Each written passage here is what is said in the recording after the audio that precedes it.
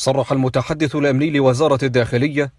بأن الجهات الأمنية تمكنت بفضل الله في صباح يوم الجمعة الموافق 28 من الشهر التاسع من عام 1438 للهجرة من إحباط عمل إرهابي وشيك كان يستهدف أمن المسجد الحرام ومرتاديه من المعتمرين والمصلين من قبل مجموعة إرهابية تمركزت في 3 مواقع، أحدها في محافظة جدة والآخران في العاصمة المقدسة، الأول بحي العسيلة والثاني بحي أجياد المصافي الواقع داخل محيط المنطقة المركزية للمسجد الحرام، وهو عبارة عن منزل مكون من 3 أدوار كان يتواجد بداخله الانتحاري المكلف بالتنفيذ، والذي بادر فور مباشرة رجال الأمن في محاصرته بإطلاق النار باتجاههم، مما اقتضى الرد عليه بالمثل لتحييد خطره بعد رفضه التجاوب مع دعواتهم له بتسليم نفسه.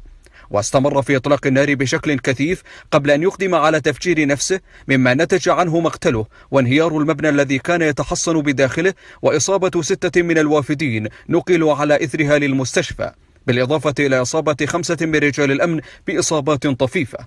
كما أسفرت العملية الأمنية بحمد الله عن القبض على 5 من عناصر الخلية بينهم امرأة بعد مداهمة مواقعهم المشار إليها آنفا، ومصلحة التحقيق تقتضي عدم الإفصاح عن أسمائهم.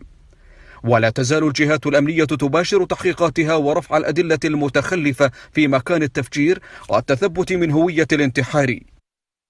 ووزارة الداخلية تعلن ذلك، لا تؤكد أن هذه الشبكة الإرهابية التي أمكن الله منها وأحبط بفضله ومنه مخططهم الإرهابي تجاوزوا بما كانوا سيقدمون عليه كل الحرمات باستهدافهم أمن المسجد الحرام أقدس بقاع الله وأطهرها، طاوعتهم على ذلك نفوسهم الخبيثة المملوءة بالشر والفساد خدمة لمخططات تدار من الخارج هدفها زعزعة أمن واستقرار هذه البلاد المباركة. وستكون الجهات الأمنية بعون الله تعالى ثم بما تجده من دعم لا محدود من خادم الحرمين الشريفين أيده الله وسمو ولي عهده الأمين قادرة على مواجهة هذه المخططات الإجرامية والتصدي لها والإطاحة بالمتورطين فيها.